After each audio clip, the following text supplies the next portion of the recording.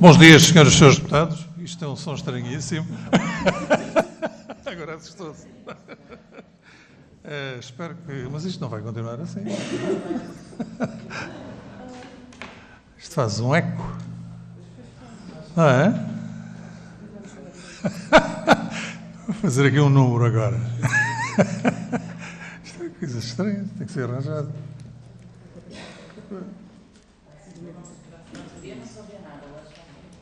Aqui nesta sala?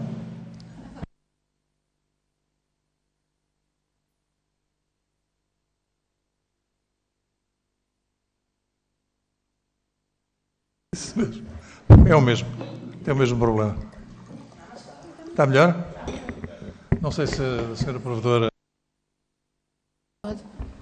Não sei, a senhora provedora está mais ou menos no mesmo, não é? Não convém.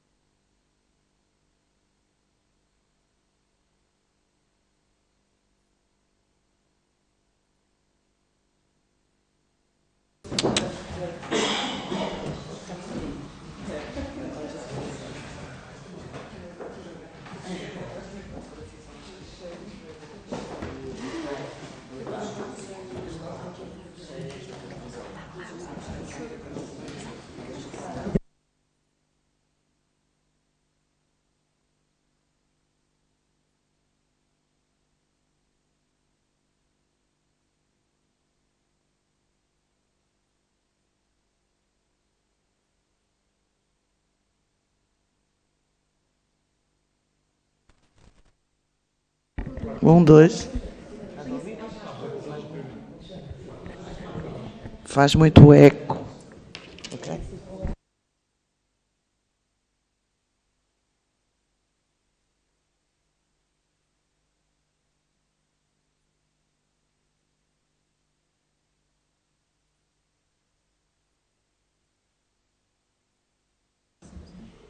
Bons dias, senhoras e senhores deputados. Temos então o problema resolvido e podemos dar início à nossa audição.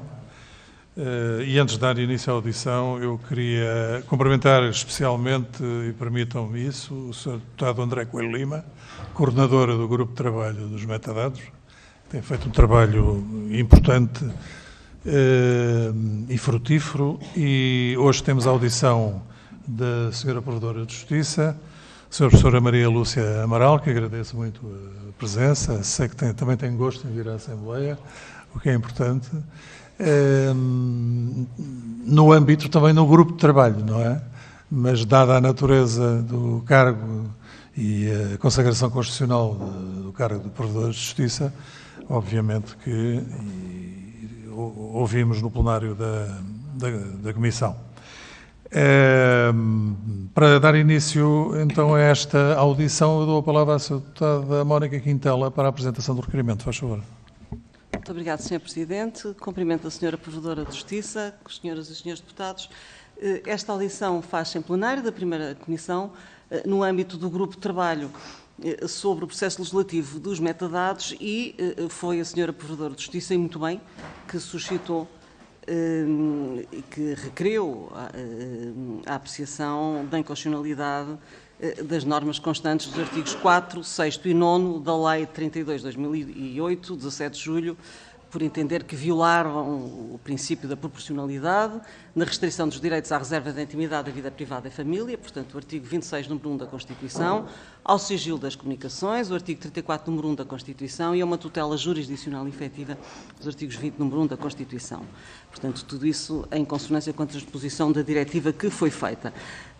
É público, pelo menos foi amplamente noticiado pela comunicação social, que a Sra. Provedora de Justiça terá instado, avisado a anterior Sra. Ministra da Justiça, a Sra. Doutora Francisca Van Dunen, desde 2019, a mudar a lei, alegando, até na sequência dos acórdãos prolatados pelo Tribunal de Justiça da União Europeia, ter-lhe-á sido dito que, atenta à proximidade das eleições e também o facto de ser uma matéria complexa, que já não haveria tempo para legislar e para alterar a lei, ao que acresceria que seria também entendimento da então Sra. Ministra que a lei não carecia de quaisquer alterações profundas, o que de alguma forma é uma contradição com essa falta de tempo para poder legislar em matéria complexa, ou é complexa ou não carece de alterações, e que poderia ser afinada.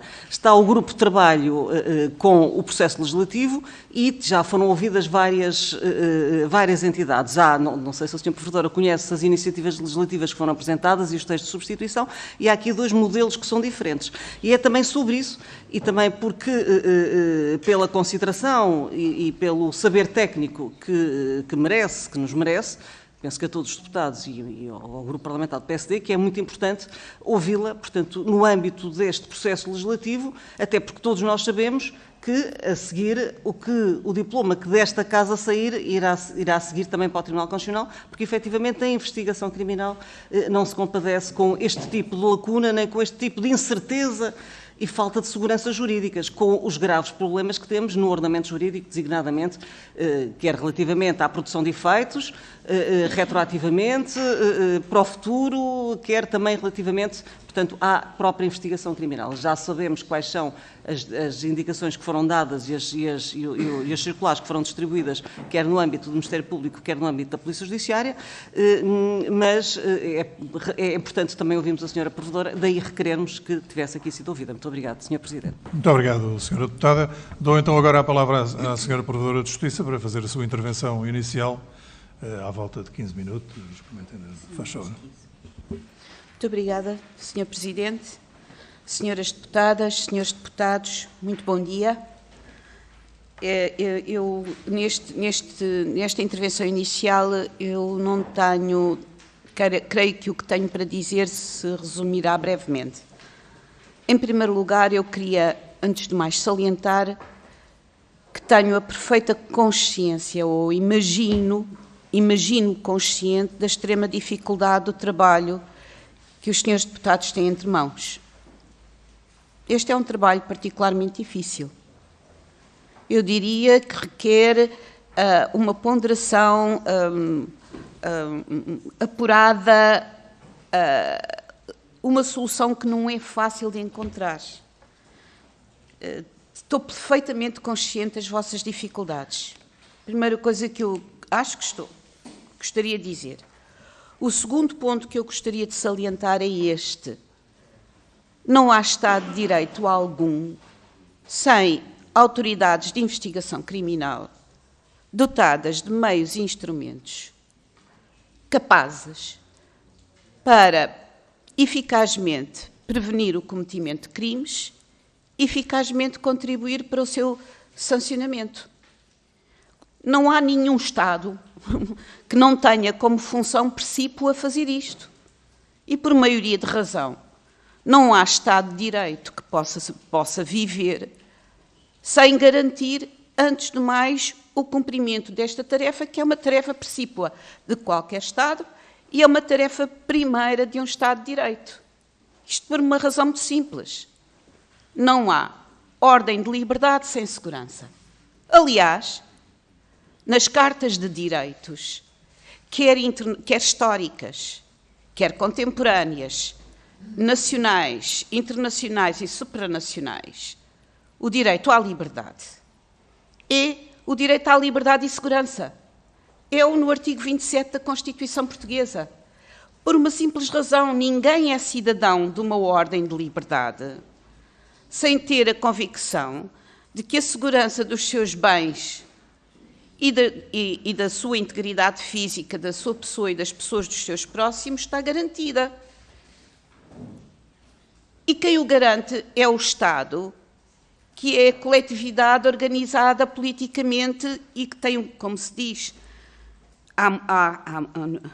nos livros, tem um monopólio legítimo da força física coerciva. Portanto, retomando, ninguém contesta que Portugal, como qualquer Estado de Direito, precisa fundamentalmente, e é uma missão constitucional, de ter autoridades de investigação criminal dotadas de meios eficientes para garantir a ordem, a paz e a segurança pública. Agora, esta é a primeira premissa de que parto, mas parto de uma segunda e sobre a qual também queremos, senhoras deputadas, senhores deputados, que todos estaremos de acordo. Isto não significa que as autoridades de investigação criminal lhes caiba fazer tudo em nome da finalidade que perseguem. Não é assim. Nunca foi assim. Não é historicamente assim na lenta formação da ordenação coletiva que nos trouxe até aqui e que é, como se costuma dizer, o nosso chão comum. É mais que sabido que até historicamente um ordenamento estadual limitado pelo direito começou por surgir em duas frentes, no domínio fiscal, mas também no domínio da investigação criminal, para que se não pudesse, em nome da necessidade absoluta de garantir a paz, a coesão, a ordem pública e a segurança, se não pudesse com força fazer tudo. Portanto, estas duas premissas a mim parecem-me claras. Nós temos que ter autoridades de investigação criminal eficientemente dotadas de instrumentos capazes, mas nós temos que ter autoridades de investigação criminal que saibam com clareza o que podem ou não podem fazer, porque em Portugal, pelo menos desde 1834, ninguém pode tudo. À exceção do período da ditadura. E nós não vemos. Portanto, é neste quadro que eu me coloco. Colocando-me neste quadro, eu acrescento o seguinte e a seguinte conclusão. No tempo em que vivemos, nós estamos perante problemas delicadíssimos para encontrar o equilíbrio certo entre este tândem, que é indissolúvel, que é o tândem liberdade-segurança. E porque hoje dispomos de meios potentíssimos de investigação, que são, ao mesmo tempo, meios potentíssimos de invasão da liberdade, o que o podem ser potencialmente. E é este o cerne, voltar a colocar este tândem, liberdade e segurança, no seu equilíbrio, de modo a que nenhum dos pares dele seja engolido ou neutralizado pelo outro, é esta a difícil, mas nobilíssima tarefa que o Parlamento tem que fazer, e é muito difícil. Eu vou concluir a minha ideia, a forma como, na minha visão das coisas, este problema difícil se deve colocar. E é esta a visão das coisas. Não é um problema português. É um problema que transcende muito a condição específica dos portugueses. E para a sua resolução, os debates que se estão a tecer no espaço jurídico europeu, que existe enquanto tal, ajudam-nos a nós, ouvindo os outros, com a experiência dos outros, com o trabalho dos outros, a saber como resolver este problema. Isto é uma convicção profunda que tenho. A convicção profunda que tenho é que aqui o quadro europeu não é algo que nos guia apenas por imperativo jurídico, por inevitabilidade formal, por aborrecimento de hierarquia de fontes, porque o Tribunal de Justiça da União Europeia disse uma coisa e agora não temos outro remédio se não conformarmos com o que ele disse. Eu estou longe de ver a coisa assim. Eu vejo a questão não apenas por um motivo de inevitabilidade formal, é verdade, que nós aceitamos constitucionalmente o primado direito da União e, portanto, temos de nos conformar com esse direito. Mas, na minha visão das coisas, com todo o respeito por opinião contrária, é a minha visão das coisas, por detrás desta mera hierarquia formal existe algo de substancial e profundo, porque me parece que este problema é tão complexo, é tão contemporâneo no sentido de ser tão profundamente transnacional, que também ele e a busca da sua solução se deve fazer no quadro daquilo que eu chamo o espaço jurídico europeu. Muitos outros Estados da União Europeia, que são Estados de Direito como nós somos, o têm sentido e têm procurado resolvê-lo. Ora bem, como eu estou ancorada nestas 3 convicções que acabo de transmitir aos senhores deputados. Primeiro, de que um Estado de Direito não pode prescindir de eficientes autoridades de investigação criminal. Segundo, que estas autoridades no Estado de Direito não podem, no entanto, tudo fazer. Ninguém em Portugal pode tudo fazer. Terceiro, que este problema é um problema particularmente complicado.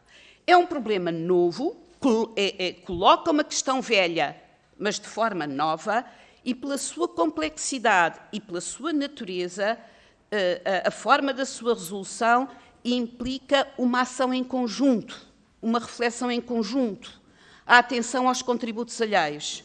E que foi por causa de tudo isto e por esta última reflexão nos remeter para o espaço jurídico europeu que eu, enquanto provedora de justiça, fiz o que fiz. E queria apenas concluir dizendo às senhoras e senhores deputados o seguinte: a Provedoria de Justiça recebe, em geral, 100 comunicações por dia. Grande parte delas são apelos dos cidadãos para que se requeira inúmeras inconstitucionalidades ao Tribunal Constitucional. Eu sempre entendi que o Provedor de Justiça, neste domínio, não é um correio de transmissão, porque se fosse, não pode ser.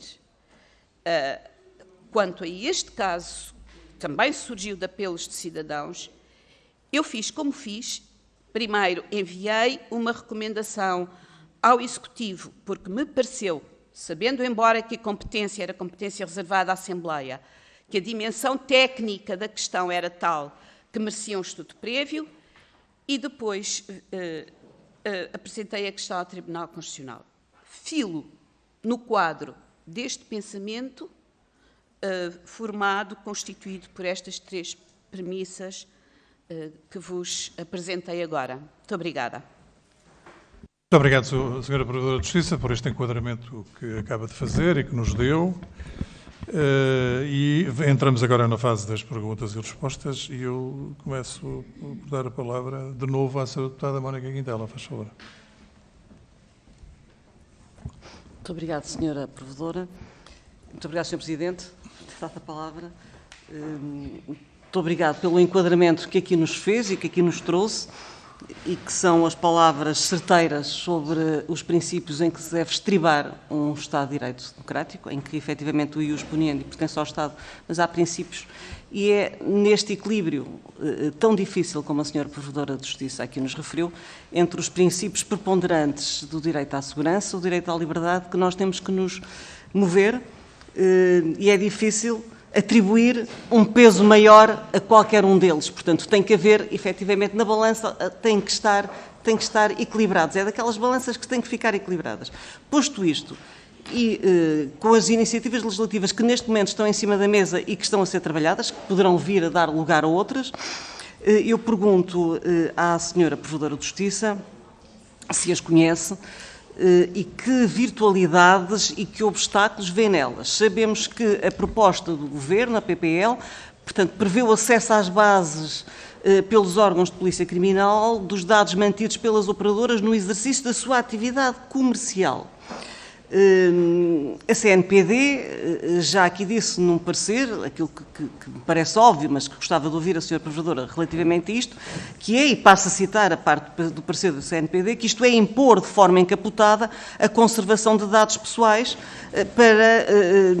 para fins de investigação criminal sob a aparência de dados necessários à faturação dos serviços de comunicação eletrónica prestados. Nós sabemos que, efetivamente, a base de dados dos serviços de comunicação para efeitos de faturação não requer os mesmos dados, a conservação dos mesmos dados que são necessários à investigação criminal, designadamente, e para o que aqui agora interessa, todos os dados que façam referência a uma investigação com base ao traceback, ou seja, saber qual foi a atividade passada de um determinado cidadão, quer seja o acesso ao IP, que de resto está previsto na lei do cibercrime, na lei 109, quer seja, por exemplo, a geolocalização, quer seja a faturação detalhada com todos os intervenientes, os intermediários e os equipamentos utilizados, todos os dados que nós conhecemos, designadamente entre os dados de comunicação e os dados de tráfego. Também relativamente a esta proposta do Governo, gostava de ouvir a Sra. Provedora a falar sobre a questão do prazo, que ali porque é uma das coisas que também temos que legislar sobre isso. O prazo que é previsto pela PPL do Governo é um prazo de 6 meses. Nós sabemos que a Lei 41 não prevê nenhum dado, não prevê nenhum prazo. Portanto, o que prevê o prazo é a Lei 23 de 96, que é a Lei dos Serviços Públicos, e que é um prazo para prescrição e caducidade, como todos nós sabemos. Ou seja, é um prazo que, findo esses 6 meses, o que é que pode acontecer? Se a faturação for paga, e se até for paga no próprio momento imediato, nada impede, nada obsta, antes até o impõe, o artigo 6 da Lei 41, que esses dados sejam de imediato destruídos, porque já não importam ao fim de qualquer conservação, foi paga a faturação, servem para a faturação, portanto, deviam ser apagados. Portanto, pergunto-se o que pensa sobre o recurso a estas bases de dados. A proposta de lei, o PGL do projeto de lei do PSD, prevê retenção dos dados em Portugal ou na União Europeia, portanto, na esteira do que foi recomendado pelo Tribunal Constitucional, a notificação dos interessados e dos seus intervenientes, logo que tal não prejudique os fins da investigação, reduzindo ainda o prazo de conservação de 1 ano para 3 semanas, portanto, em princípio, em conformidade naquilo que a nós nos pareceu exatamente no interesse preponderante, com o princípio da proporcionalidade que foi suscitado pelo Tribunal Constitucional. Temos ali uma norma transitória que a mim também me oferece inúmeras reservas e dúvidas, até porque também o acórdão se pronuncia também relativamente ao efeito, à força obrigatória e ao efeito sobre os casos julgados, e também gostava de ouvir a Sra. Provedora de Justiça sobre o efeito do acórdão, sobre os efeitos dos acórdãos do acórdão do 268 relativamente aos processos que já foram julgados, e que sabemos que neste momento há também uma celeuma grande, quer relativamente à revisão de sentenças, portanto, quer relativamente à evocação e a estarem a ser suscitadas em constitucionalidade em vários processos. Penso que já ultrapassei o meu tempo, mas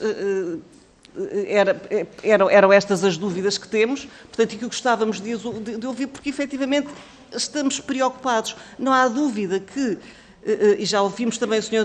Diretor da Polícia Judiciária que nos diz que o recurso à Lei 41 é um mero remedeio, portanto é muito curto e do meu ponto de vista entendo que uma lei que é feita para servir para efeitos de faturação, não pode ser utilizada em termos de investigação criminal, ou seja, desta forma assim dita, porque no fundo, quer dizer, estamos a tapar um santo, como diz o adágio popular, estamos a destapar um santo para cobrir outro, no fundo, é isso que nós estamos a falar. Não vou tomar mais tempo, muito obrigado, Sr. Presidente. Muito obrigado, Sra. Deputada. Dou agora a palavra ao Sr. Deputado Alexandre Leitão, faz favor. Muito obrigada, Sr. Presidente. São 4 minutos? Sim, muito bem. Muito obrigada, Sr. Presidente. Cumprimentar novamente a Sra. Provedora de Justiça, agradecendo a disponibilidade para, nos vir prestar aqui alguns esclarecimentos e auxílio no quadro desta tarefa que, de facto, como disse, é bastante complexa.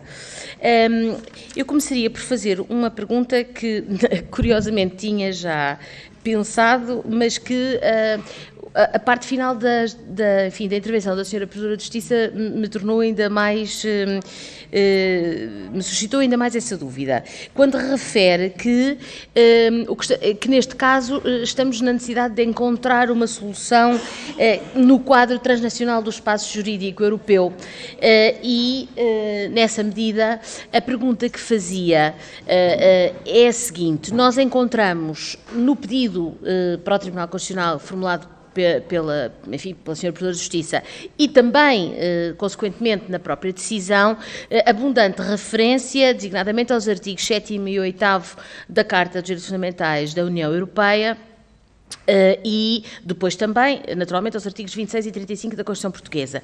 A minha pergunta, concretamente, enfim, enquanto Provedor de Justiça e eminente jurista, que era se, no fundo, nós esbarraríamos sempre nos artigos 7º e 8º da Carta, independentemente do teor dos artigos 26 e 35 da Constituição Portuguesa, sendo que isso implicaria, na mesma, sempre um juízo, não sei se de inconstitucionalidade, mas seguramente de invalidade de qualquer norma infralegal, atendendo a que o acervo comunitário é bloco de legalidade e, portanto, seriam igualmente inválidos. Portanto, no fundo, a minha pergunta é, nós temos aqui dois padrões, dois blocos, a Carta e a Constituição, e em que medida é que a segunda subsistiria sem, ou se a primeira subsistiria sem a segunda enquanto padrão gerador de ilegalidade ou de invalidade, enfim, estou aqui a fugir à palavra inconstitucionalidade, porque se for só da Carta, acho que é bastante discutível qual é o desvalor, mas agora também não é isso que está ao caso. A segunda questão que eu tinha tem também a ver, quer com o prazo, quer com a questão da necessidade ou não de guardar os dados de todos nós. Sendo que todos nós, em muitos de nós, diria eu, nunca vão ser necessários, felizmente, para a investigação criminal, porém, em abstrato, todos nós podemos um dia vir ser objeto de investigação criminal. E, portanto, a minha pergunta prende-se com o seguinte: até que ponto é que o crivo do princípio da proporcionalidade é ultrapassado, ou seja, até que ponto é que passa no crivo do princípio da proporcionalidade, seja designadamente na sua vertente de necessidade, até que ponto é que passa no crivo uma solução que em curto prazo limite os dados ou as pessoas afetadas enfim, as pessoas cujos dados são guardados. Portanto, no fundo, nós temos aqui subjacente sempre uma lógica de proporcionalidade, que no caso do prazo, o Tribunal foi bastante claro que considerava os 12 meses exagerado, é sempre aqui o problema do jurista de encontrar o prazo que passa no crivo, não é? Pronto. E também o acervo de dados que são guardados, quer quanto ao número de pessoas, e temos que ter em conta que somos todos potencialmente suspeitos um dia, quer quanto ao número de dados. E isto leva-me à terceira e última pergunta, que a Sra. Deputada Mónica Quintela, de certa forma, já colocou. Um dos projetos de leis, no caso, um dos projetos que está em cima da mesa, acaba por adotar uma solução que passa por aproveitar as bases de dados que as comunicadoras já mantêm, por razões de faturação, com base noutro diploma legal, o 41/2004, que não aquele que aqui, não o 32/2008, no fundo de aproveitar essa base de dados para servir também de investigação, ou para a investigação criminal, acrescentando-lhe alguns dados que, para faturação, não são precisos guardar, mas para investigação são. Nós tivemos aqui já alguns responsáveis por investigação criminal a dizer-nos que provavelmente esta solução é curta do ponto de vista da investigação criminal, mas a verdade é que entre uma solução curta para a investigação criminal e uma solução demasiado extensa para os direitos fundamentais, a questão que aqui se colava, que aquilo colocava concretamente, era até que ponto é que a utilização de uma base de dados que tem na sua gênese outro objetivo, ainda que ela tenha que ser robustecida para servir também para o objetivo de investigação criminal, essa lógica, esse paradigma, seria também ele ou não, da perspectiva naturalmente da Sra. Provedora de Justiça, e passaria ou não também nesse tal crivo, que no fundo é sempre esse equilíbrio que nós estamos a tentar encontrar entre as necessidades de investigação criminal e os direitos fundamentais e as liberdades. Eram estas três perguntas. Muito obrigada, Sra. Provedora de Justiça. Muito obrigado. Sr. Deputado Pedro Pinto, faz favor. Muito obrigado, Sr. Presidente. Saudar a todas as senhoras e senhores deputados, saudar em especial a excelentíssima Senhora Provedora da Justiça, a professora doutora Ana Lúcia Amaral. Apresentar-lhe os nossos cumprimentos e agradecer a sua presença, porque são esclarecimentos muito importantes, aqueles que precisamos aqui hoje. Desde logo parece evidente que toda a situação causada pela declaração de invalidade da Diretiva número 2006/24 do Parlamento Europeu e do Conselho, de 15 de março, pelo Tribunal de Justiça da União Europeia, causou um enorme transtorno. Em 2015, quando da referida declaração, imediatamente se deveria ter procedido à alteração da lei e, se necessário, da Constituição. No entanto, nada disso aconteceu. A situação foi-se arrastando, mesmo depois da própria Comissão Nacional de Proteção de Dados se ter pronunciado sobre o assunto em 2017 e decidido deliberar pela não aplicação da Lei nº 32 de 2008, no que diz respeito às competências que lhe eram determinadas pela lei. No fundo, a Comissão, que era a entidade competente para a fiscalização da lei, deixou claro que a lei não estava em condições de vigorar no nosso ordenamento jurídico. Mas nem aí houve a iniciativa por parte da Assembleia da República e dos partidos aí representados na altura de fazer alguma coisa para alterar a lei. Felizmente, a senhora Provedora tomou, e bem, a iniciativa de levar esta lei ao Tribunal Constitucional e, tal como esperado, este ano o Tribunal Constitucional acabou por se pronunciar pela sua inconstitucionalidade, ou pelo menos de parte dela, sendo certo que os artigos considerados inconstitucionais eram o cerne da lei. Esta situação é particularmente grave, pois coloca em causa diversas investigações e processos judiciais em curso e já houve recursos que conseguiram reverter as decisões de condenação, porque a acusação se baseou nos dados recolhidos, agora de forma ilegal. Portanto, a maior preocupação para o Chega é resolver este vazio legal. Assim, importa agora que este seja um processo legislativo forte, coeso, que não deixe brechas na lei, que permita assegurar os direitos dos cidadãos a proteger os seus dados, mas também que as entidades policiais e judiciais consigam fazer o seu trabalho e assegurar a paz pública.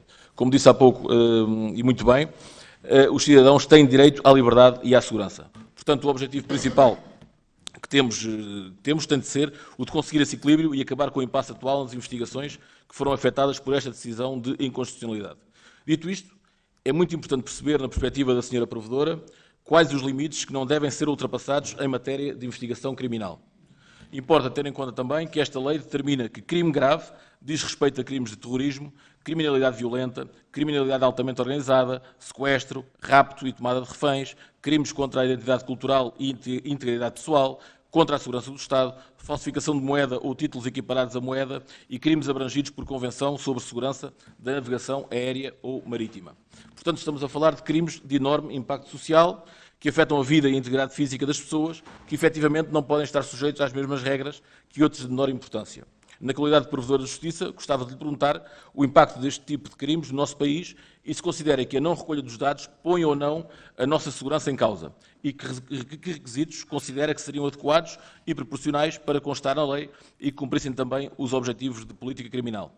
E para terminar, gostava de saber do seu ponto de vista, e deixando já claro que o Chega é obviamente sensível à necessidade de proteger os dados pessoais, qual será o ponto de equilíbrio entre a necessidade de salvaguarda desse direito e a necessidade de dotar os órgãos policiais e judiciais de meios para garantir a segurança. Muito obrigado. Muito obrigado, Sr. Deputado. Sr. Deputado João Coutinho Figueiredo, faz favor. Muito obrigado, Sr. Presidente. Muito bom dia a todos. Saúdo especialmente a Sra. Provedora de Justiça, Maria Lúcia Amaral, especialmente pelos esclarecimentos que aqui nos vem prestar nesta difícil tarefa. E era por aí que eu gostava de começar comentando, antes de duas perguntas breves, comentando as suas palavras iniciais sobre o enquadramento, se quiser, mais de filosofia do direito do que aqui estamos a discutir. É, de facto, uma das matérias mais difíceis de ponderar, aquela aqui que hoje nos traz este grupo de trabalho, mas também talvez das mais importantes.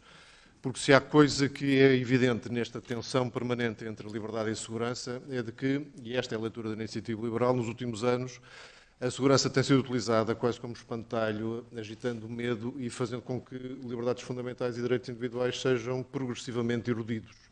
E acho que é um daqueles momentos definidores aqui que podemos tomar, de facto, decisões onde essa linha seja traçada de tal forma equilibrada que dê aos cidadãos a sensação de que o Estado e o legislador aqui, esse Parlamento, não está influenciado por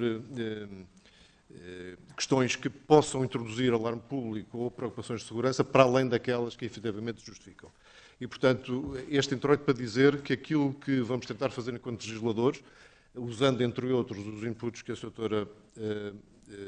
Maria Lúcia Amaral aqui nos traz, será de dar este sinal aos nossos concidadãos que o Estado de Direito não é suscetível também de ser afetado pelo alarmismo que, às vezes, poderes públicos, a começar pelos próprios poderes do Estado, tantas vezes tenta agitar.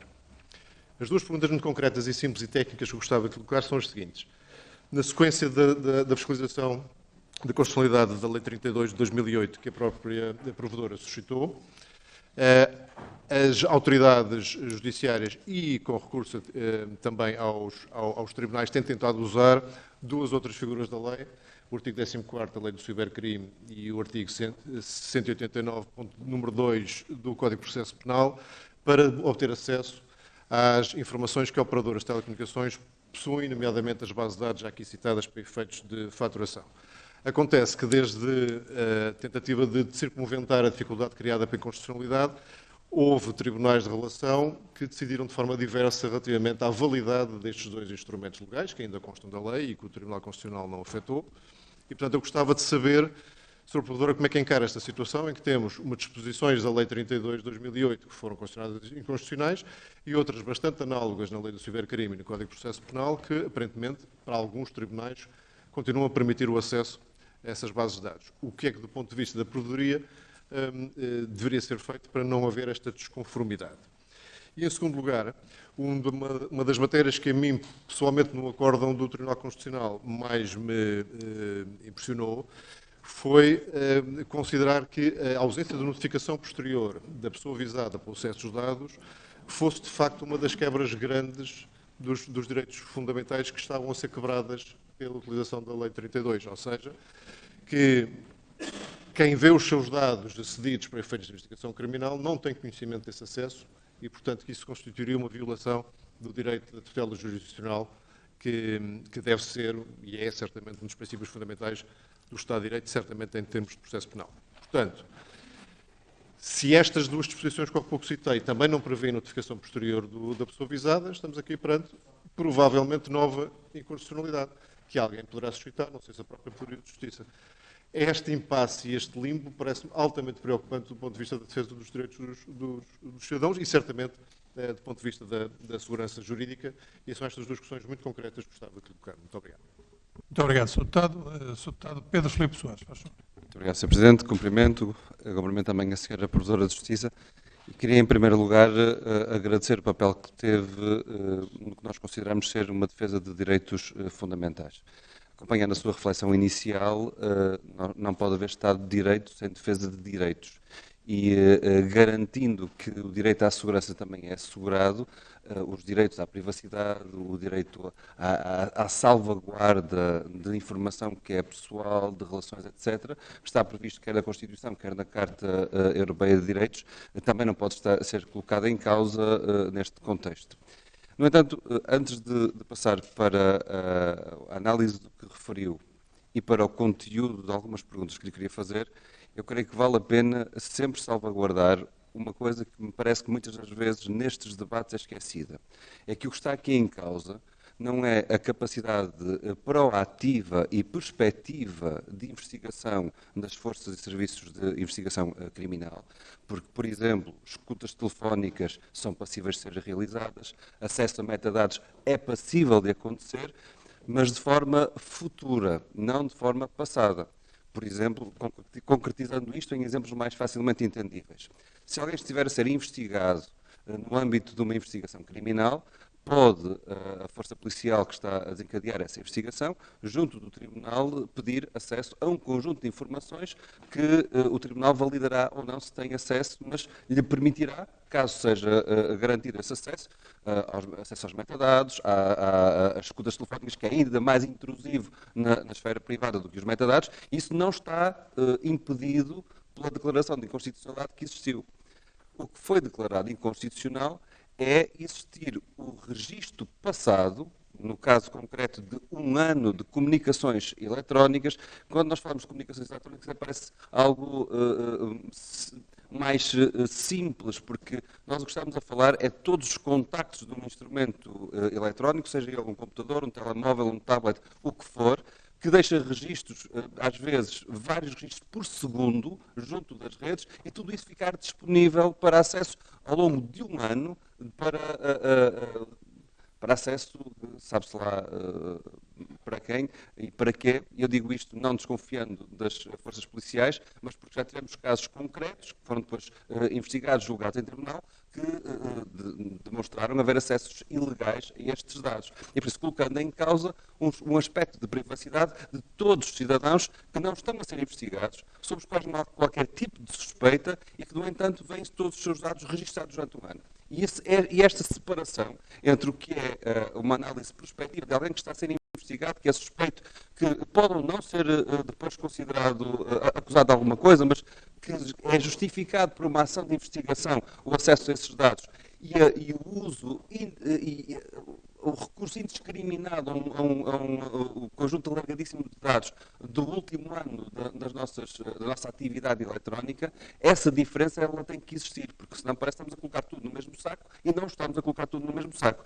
As forças policiais não ficaram impedidas de ter acesso a metadados, não ficaram impedidas de ter acesso a escutas telefónicas e outros meios de prova fruto desta inconstitucionalidade. E permitam-me esta introdução nestes termos. Sei que não estou a dar novidade nenhuma, mas às vezes no debate público esta informação é necessária, porque senão parece que estamos a discutir matérias diferentes do que aquela que estamos a discutir. Vou agora para o concreto das perguntas que lhe queria colocar. Vou um pouco mais longe do que o deputado João Coutinho Figueiredo, mas partindo da preocupação da primeira pergunta que ele teve também. Porque nos foi referido aqui, em audição anterior, que a lei do cibercrime é uma alternativa para vários dos crimes de pequena criminalidade, deram-nos vários exemplos aqui, e que, em particular, o acesso a um dado que, na nossa opinião, no Bloco de Esquerda, que até consideramos que há um grande abuso no conjunto de dados que foi usado, mas um dado particular, que é o IP, o endereço IP, algo que, ao contrário do que é, por exemplo, os dados de geolocalização, etc., é algo que, simplificando, numa sessão de um telemóvel está identificado a um IP e pode estar relacionado com o mesmo IP durante um mês. Não há aqui uma ideia de uma invasão permanente de privacidade, mas só o acesso ao IP poderia dar a resolução de cerca de 90% de pequena criminalidade.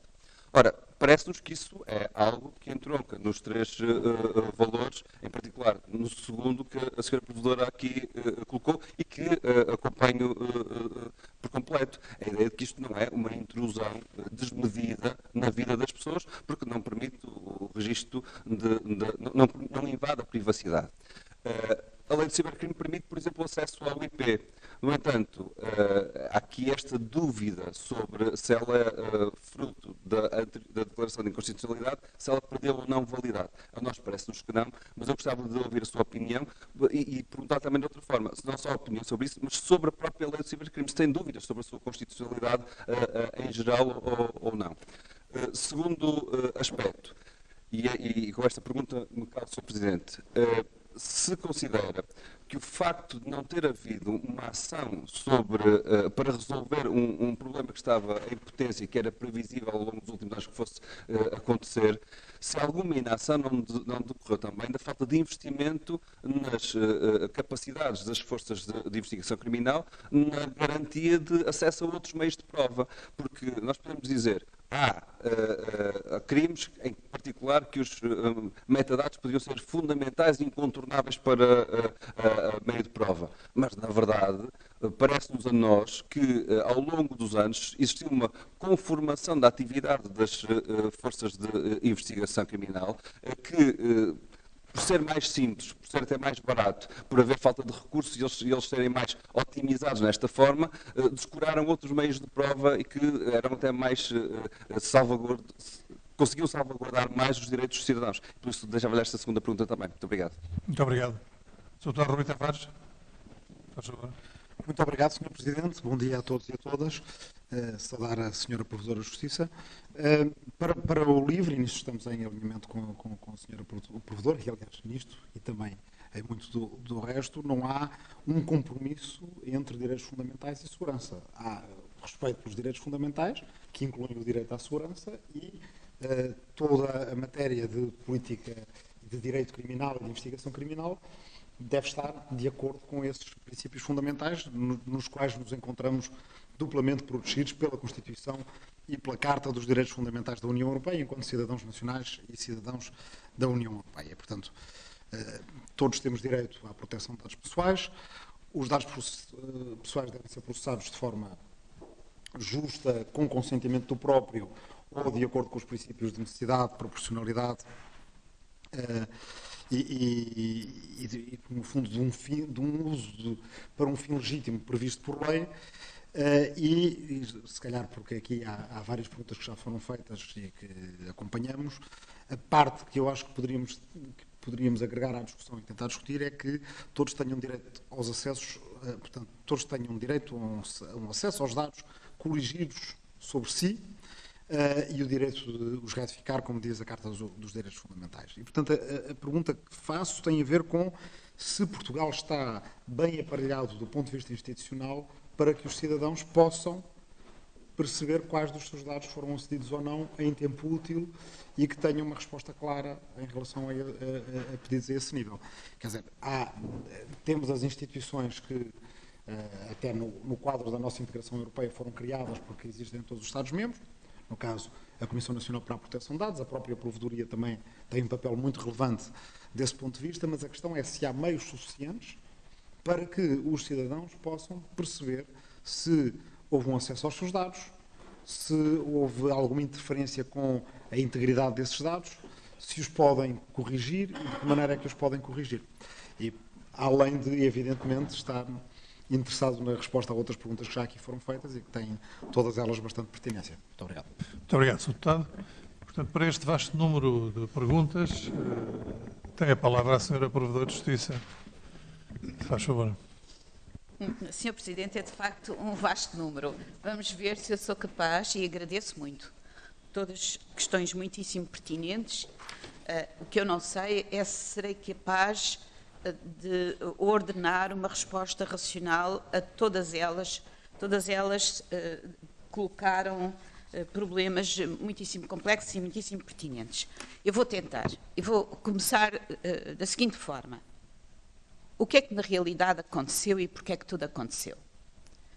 Isto aconteceu porque a lei de 2008, transpondo uma diretiva europeia, dizia o seguinte: todos os dados, os chamados metadados, que não dados de conteúdo,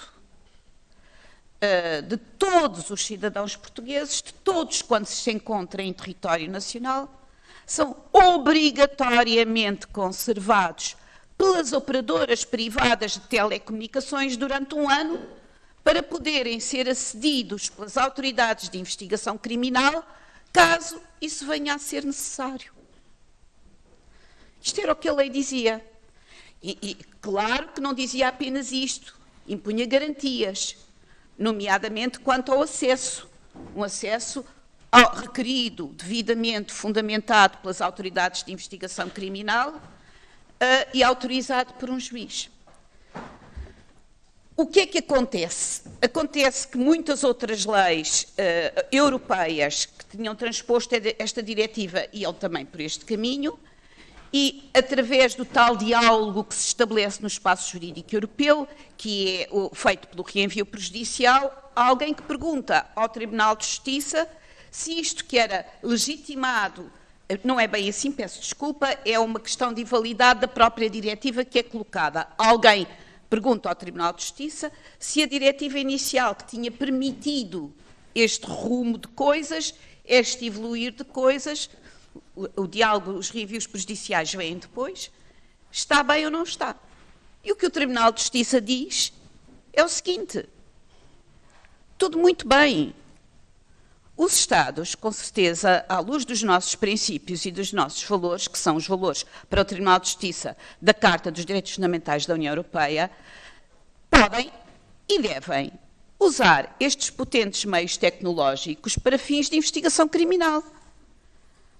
Mas não pode ser assim, isto é demais. Isto é demais.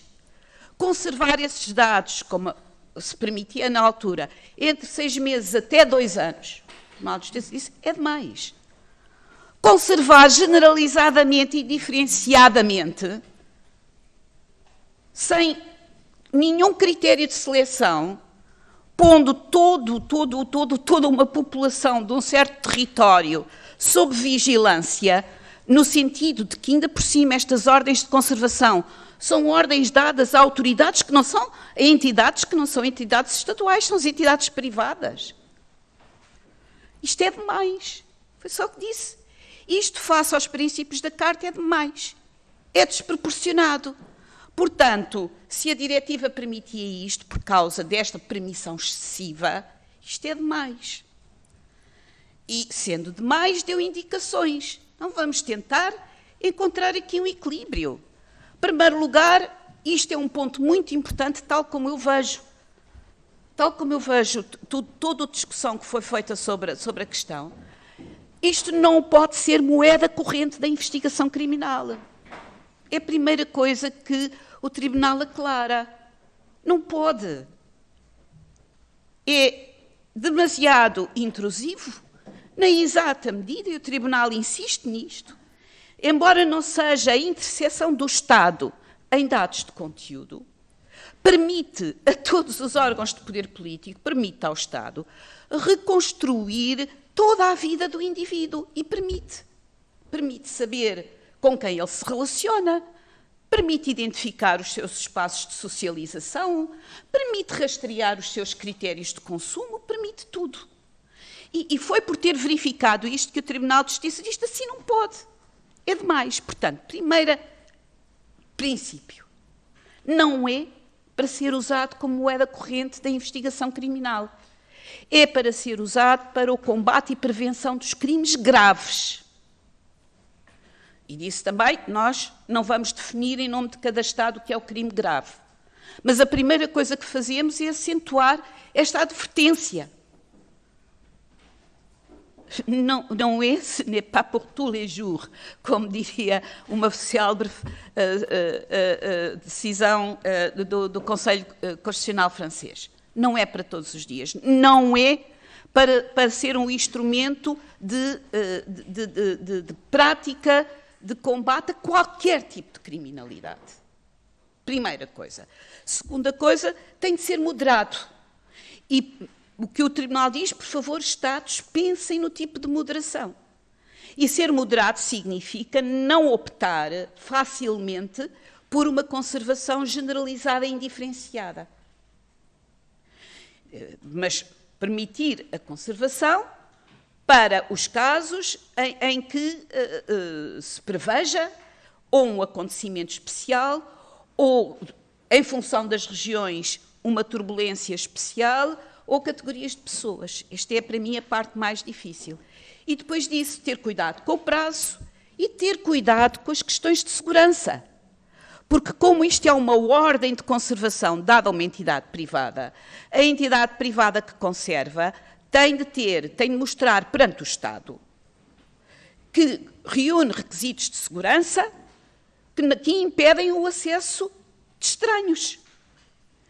E estas exigências de segurança trazem uma exigência de fiscalização doméstica. Em cada Estado, nós fazíamos isso e fazemos isso, há uma entidade independente que monitoriza. E os dados têm de ser conservados em território tal que permita o acesso à entidade independente. Portanto, isto foi o que aconteceu. Em que ponto é que a nossa lei de 2008 falhava? Era, a meu ver, e isso não esteve em discussão, não falhava quanto ao requisito, isto não é para todos os dias, porque identificava a criminalidade grave, sob o ponto de vista material, que permitia este acesso. Não falhava quanto ao procedimento de acesso, porque previa um procedimento adequado do juiz de instrução, isto nunca esteve em causa, nem contradizia a jurisprudência do Tribunal. Onde falhava era logo à partida, porque nunca reviu a primeira coisa que o Tribunal disse. Isto é demais. Conservar durante todo um ano tudo a propósito de toda a gente e pôr isto a cargo de entidades privadas, isto é demais, é preciso ter cuidado. Era aí. Como falhava, como já foi dito, pelo facto de ninguém saber, não ser previsto um procedimento de notificação, sempre que através do procedimento devido, isto é, a autorização com a intervenção do juiz de instrução, a autoridade estadual acedia aos dados sem que, alguma vez, se previsse qualquer forma de notificação do titular dos dados que isso estava a acontecer. Era aqui que falhava e foi só isto que esteve em questão. Posto isto, eu vou começar por tentar responder a todas as perguntas que me foram feitas, e que tão pertinentes foram. E, se o Sr. Presidente me permite, senhores deputados, me permitem, eu vou começar por responder, porque acho que este ponto, no meu ponto de vista, segundo o meu ponto de vista, é muito importante. Uma questão que o Sr. Deputado Pedro Pinto me colocou. O Sr. Deputado Pedro Pinto disse, e eu dou-lhe inteira razão, este tem de ser um procedimento legislativo particularmente forte e coeso. O que está em causa é demasiado importante para que se não reúna toda a informação. E depois pergunta-me, faz-me duas perguntas precisas, uma das quais eu de todo não sou a melhor pessoa para responder, mas que acho que é uma pergunta que deve ser respondida, também tendo em conta a experiência dos outros. A não recolha de dados e até que ponto põe ou não a nossa segurança em causa. Bom, eu não posso, esta é uma pergunta muito precisa que pode ainda ser posta mais precisamente, mas a Provedoria de Justiça não pode responder, não tem elementos. Agora, porque é que eu me permito começar por aqui? Porque, como disse, parece-me muito importante para garantir que este procedimento seja um procedimento sólido e coeso, permitam-me que eu diga, aprender com os outros, ver o que se passa noutros lugares. E, por exemplo, eu sei que na Alemanha, onde o debate continua, onde este tema foi tema do acordo da coligação governamental, vejam até que ponto é que questão é difícil para todos, e onde continua o debate sobre que meios usar e até onde ir, eu sei que uma das perguntas que o Bundestag, que os deputados, tanto quanto sei, fui informada disso, que os deputados do Bundestag fizeram às autoridades de investigação criminal da Alemanha Federal, foi esta, por exemplo, isso tem que ver com o problema que eu creio que foi o senhor deputado,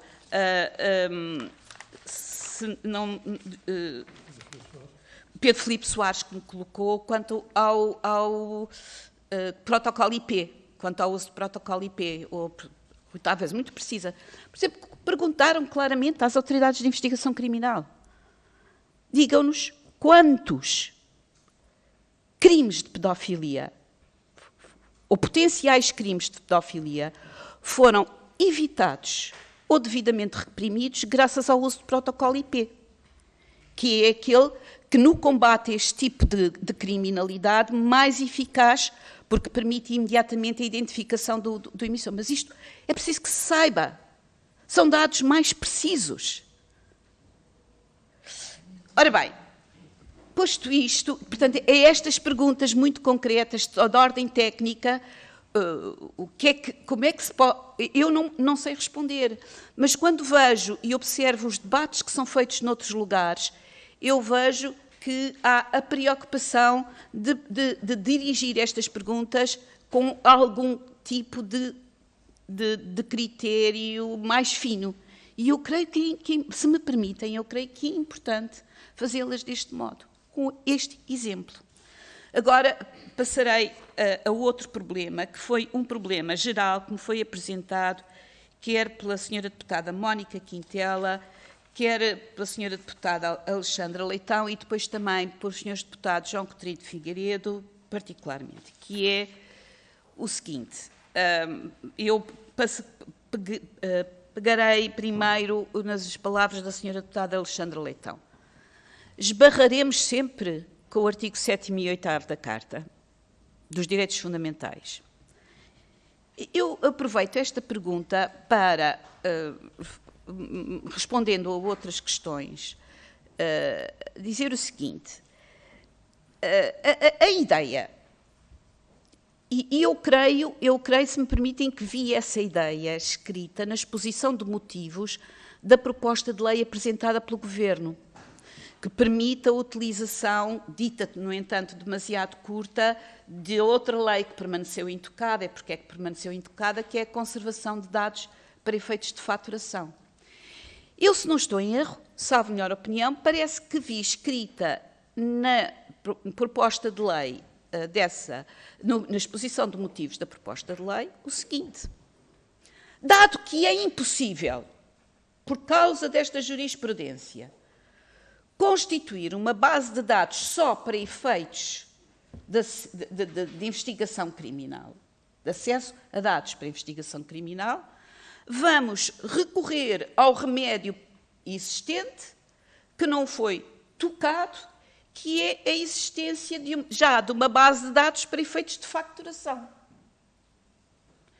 Ora, foi isto, eu creio que é isto que justifica que no procedimento legislativo até agora tenha havido duas grandes opções.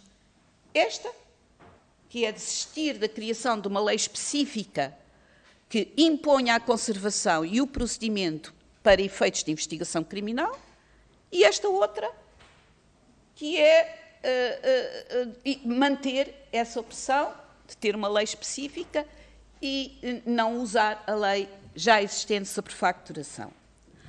Ora bem, o que é que, na minha opinião, salvo melhor opinião, o que me parece quanto a isto? A mim parece-me, e voltando à pergunta que me colocou, esbarraremos sempre com os artigos 7º e 8º da Carta, que não é de maneira nenhuma isso que se retira de toda a discussão que tem havido no espaço jurídico europeu. E, portanto, dizer que esta jurisprudência implicou o seguinte: é impossível constituir uma base de dados só para efeitos de investigação criminal, isto não é verdade. Não é impossível. O Tribunal não disse que era impossível.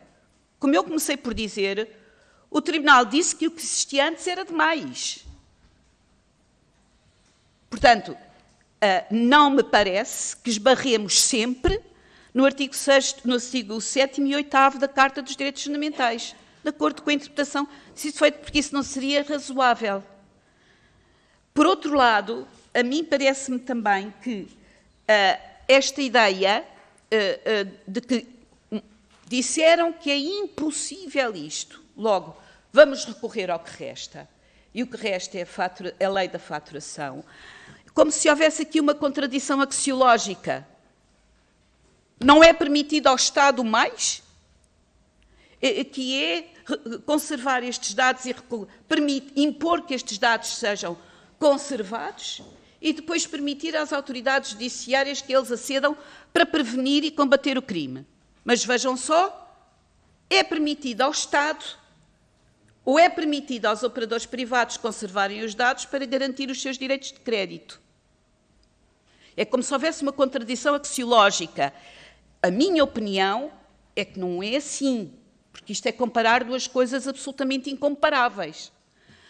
A lei de 2004 é uma lei que, ao abrigo de uma diretiva comunitária que apenas pretendia harmonizar práticas para efeitos de sedimentação do mercado interno, isto é, práticas de operadores privados que conservam dados para efeitos de negócios e que deviam ser harmonizadas em todo o mercado interno para evitar violação de regras de privacidade também já definidas em todo o mercado interno, mas ao mesmo tempo permitir a livre circulação dos dados.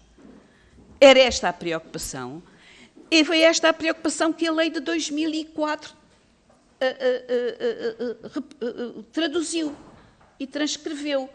Nós estamos a falar de coisas incomparáveis. Isto é uma lei que permite aos operadores privados conservar dados para efeitos negociais e comerciais. Esta é a sua finalidade. Partindo do princípio que estamos num mundo dos contratos e que quem contrata com estes operadores privados aceitou, à partida, que esses seus dados sejam conservados por um período de tempo para garantir o cumprimento dos débitos. Outra coisa completamente diferente. Isto é uma lei permissiva. É uma lei permissiva que tem uma finalidade que decorreu de uma diretiva comunitária que é harmonizar estas práticas no âmbito do mercado interno. Outra coisa completamente diferente é o Estado impor que as operadoras privadas conservem dados para, com eles, caso seja necessário, prevenir e combater o crime. Dizer que esta segunda opção é inviável, porque ela foi tornada inviável pela leitura que foi feita, em minha opinião, não é assim. E a prova de que não é assim é que o diálogo com o Tribunal de Justiça continua a fazer-se e o Tribunal de Justiça continua a definir critérios. Se fosse inviável, este diálogo já tinha acabado. Ora bem, chegado a este ponto, o que mais posso dizer? Também me foi perguntado, então, quanto à lei do cibercrime, quanto à lei existente sobre conservação de dados em matéria de faturação, creio que já disse, tinha a dizer. Quanto à lei do cibercrime, se eu tenho alguma dúvida quanto a ela, não, para já, de acordo com o estudo que fiz, nem de perto nem de longe coloca os problemas que a outra lei colocava, porque se inscreve, tem um âmbito de aplicação muito mais limitado, identifica materialmente os crimes que podem ser combatidos, que são crimes, digamos assim, eu não sei se estou a usar o termo técnico devido, em ambiente digital, que só podem ser combatidos por esta via. Portanto, aqui parece-me que há uma realidade completamente diferente e suficientemente circunscrita. Aquilo que me não parece bem é que, como disse, e comecei a minha intervenção com este ponto, e aí vou a uma questão que eu creio que me foi posta explicitamente pelo Sr. Deputado Rui Tavares, creio, e também pelo Sr. Deputado João Coutinho de Figueiredo. O que a mim me parece que, de todo o caso, nós não podemos fazer e não devemos fazer, e não era necessário que o Tribunal de Justiça nos dissesse. Creio que o Tribunal de Justiça disse, os nossos parceiros europeus estão a pensar nisso e fazem do mesmo modo, é que isto não pode ser o instrumento cotidiano da investigação criminal. Isto o quê? Aquilo que é feito no quadro de uma lei do Estado, que impõe a privados que conservem dados, para que um dia, caso seja necessário, eles sejam acedidos pelas autoridades de investigação criminal sob a autorização do juiz. Isto, repito, e o Tribunal tem dito, mas não era preciso que o Tribunal dissesse, isto não é. Não pode ser o instrumento cotidiano da política de investigação criminal. Para qualquer... Outra coisa é a lei do cibercrime que está circunscrita, mas não pode ser. Se nós temos instituições capazes de responder a estas necessidades, foi outra pergunta que me foi feita, eu creio que temos. Eu creio que temos. Nós respondemos aos requisitos fundamentais. Nós temos autoridades judiciárias que garantem, na questão do acesso, que ele é ponderado. Temos autoridades administrativas independentes que garantem que os problemas de segurança, de confidencialidade, de atuação conforme, que impedem que estas bases sejam assaltadas por estranhos. Temos uma entidade administrativa que assegura a fiscalização e nós temos o debate democrático. Um debate democrático livre, robusto e informado. Temos todos os meios para podermos enfrentar este problema com tranquilidade. Isto é, para termos a tranquilidade que o podemos resolver. Este, senhores deputados, é o meu entendimento. Eu creio que ainda faltaram perguntas importantes para responder. Faltou responder a perguntas importantes.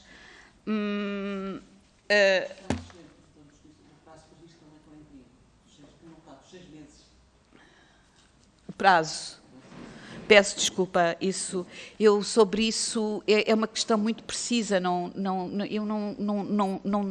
Aí também, senhora deputada, se me permite, eu creio que era muito importante,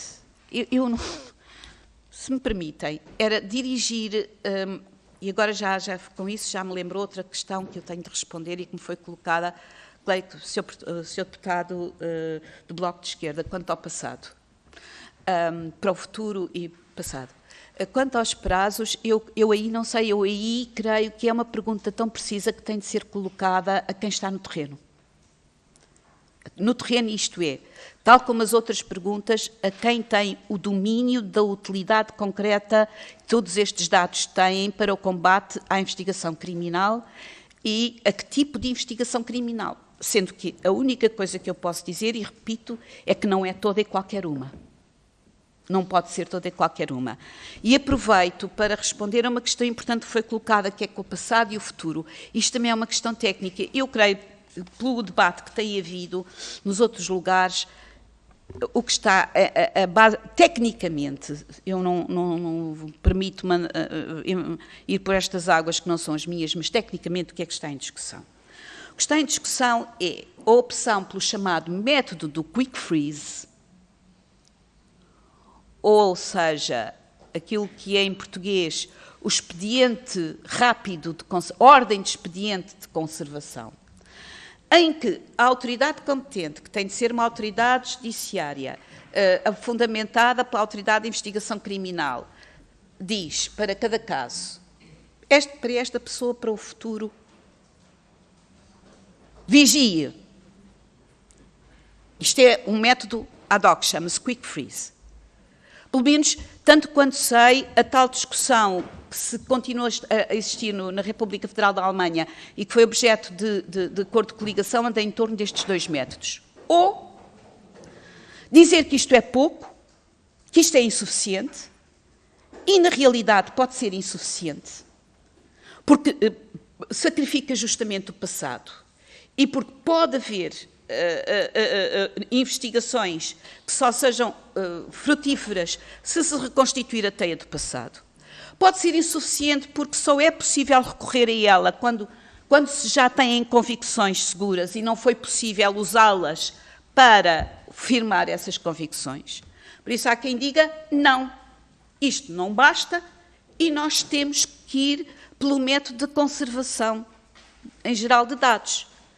A questão é de saber, e esta é a questão mais difícil, como é que vamos ver esta conservação de forma a que ela não seja fácil de pensar. É para todos. Durante um ano, sem nenhum critério. Portanto, eu creio que o debate está neste ponto. E, quanto a isso, também o apoio técnico é fundamental.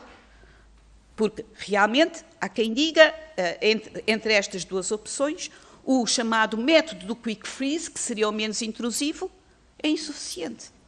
E, justamente, é insuficiente porque não permite recuperar suficiente por duas coisas. Não permite o passado, a reconstituição do passado, e é insuficiente porque só aparece como uma necessidade num momento ulterior da investigação. Mas eu suponho que a grande opção legislativa a tomar justamente se baseia nestas opções e que estas opções, nos seus pormenores técnicos, têm de ser sustentadas por informações muito detalhadas no terreno. E é isto. Eu espero não me ter esquecido nada. Muito obrigado, Sra. Provedora. Sra. Deputada Mónica Quintela, faz favor.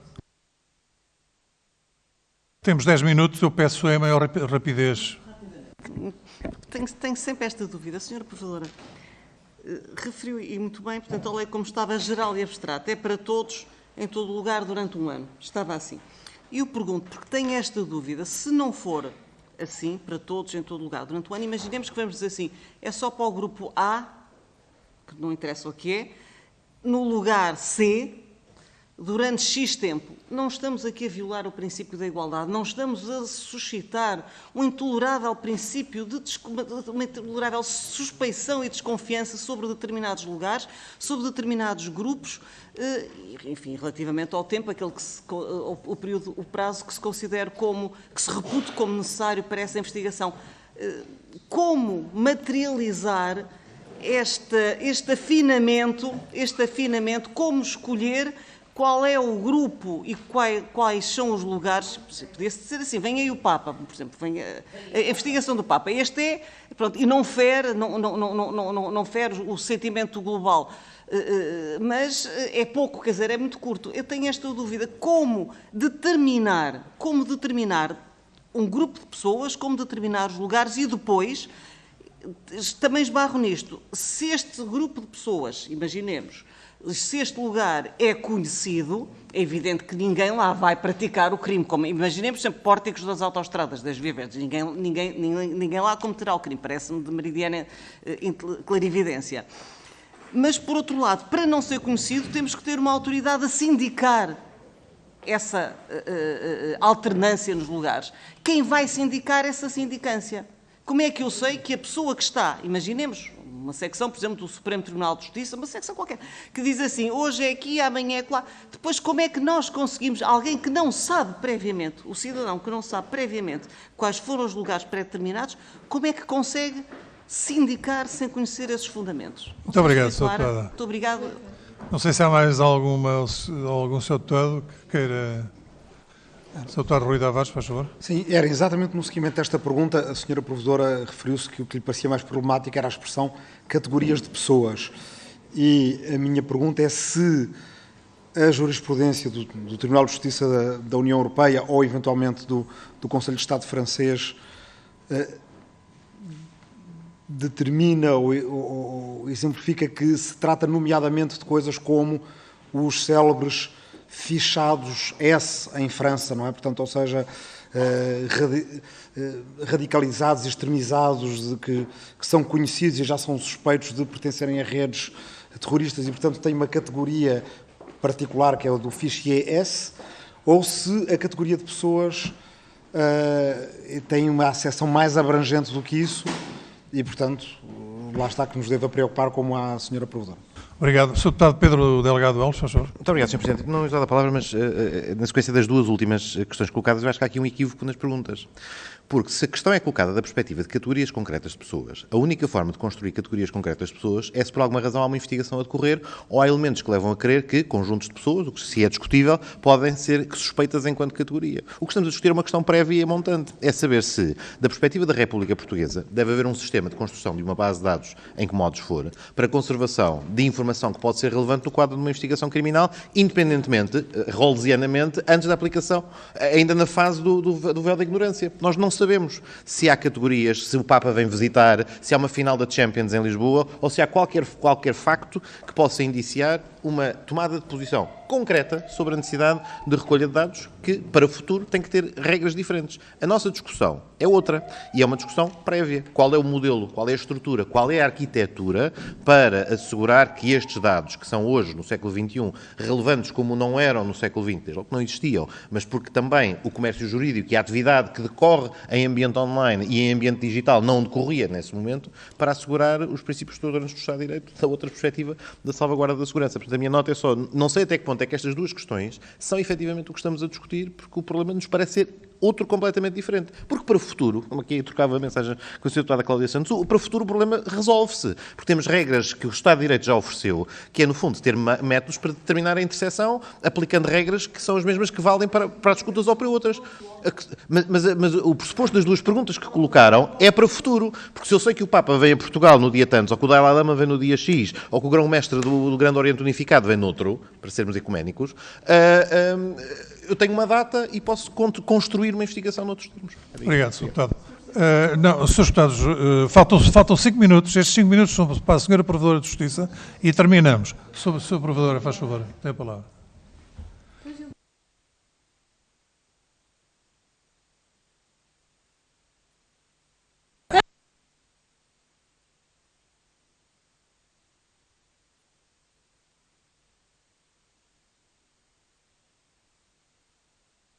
Ora bem, há aqui um ponto, se me permite, o senhor deputado colocou a questão no seu centro, está aqui uma opção de base a ser discutida. O que me parece é que, sendo embora um problema difícil, não há nada que nos diga, e foi isso que eu tentei dizer antes, nomeadamente às perguntas da senhora deputada Alexandra Leitão e também da senhora deputada Mónica Quintela, que a opção por uma imposição legal de conservação de dados para efeitos de investigação criminal esteja arredada.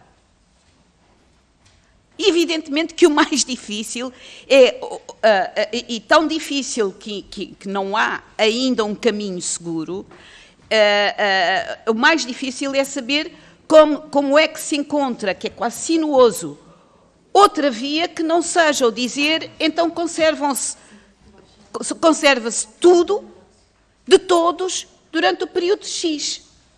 Seja ele um ano, que era demais, mas então faz-se menos, e a grande questão é justamente, nem é tanto do futuro, peço desculpa, porque só no futuro é que seríamos capazes de perceber, seríamos capazes de medir o risco. Nós temos memória e temos experiência do passado. Portanto, a partir daí, seria construir grandes categorias de risco. Elas têm que estar na lei, é um princípio de reserva de lei. Para ser utilizadas no futuro, mas sim. Agora, diz-me, se são conhecidas, minam a própria possibilidade de investigação. Eu não sei. Esta lei não era conhecida e não se sabia que reservava tudo sobre todos.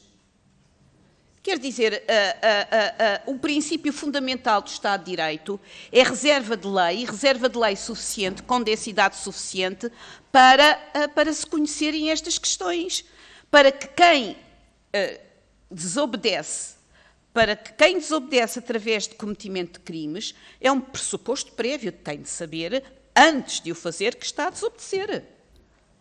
E, portanto, a mim não parece que isto seja um obstáculo. Agora, nós temos, e é isso que fazemos quando com a faculdade de julgar, é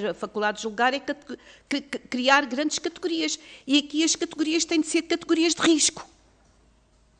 Categorias de risco. E as categorias de risco são desde, eu não sei, não vou, mas desde de tipos infraestruturais, de infraestruturas, até tipos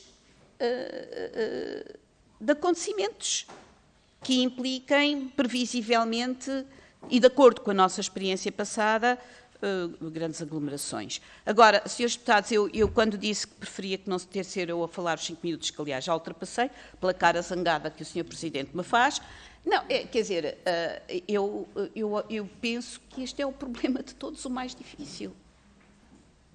O mais difícil. Mas não me parece que não possa, e a experiência dos outros diz-nos, que não possa ser com o melhor esforço, com a melhor serenidade de espírito e profundidade de convicções, suprido. Senhora Provedora, eu nunca faria má cara para Vossa Excelência. Muito obrigado mais uma vez pela sua presença nesta comissão e pelos esclarecimentos que nos trouxe. E nós agora encerramos esta parte para reiniciar com a comissão ordinária.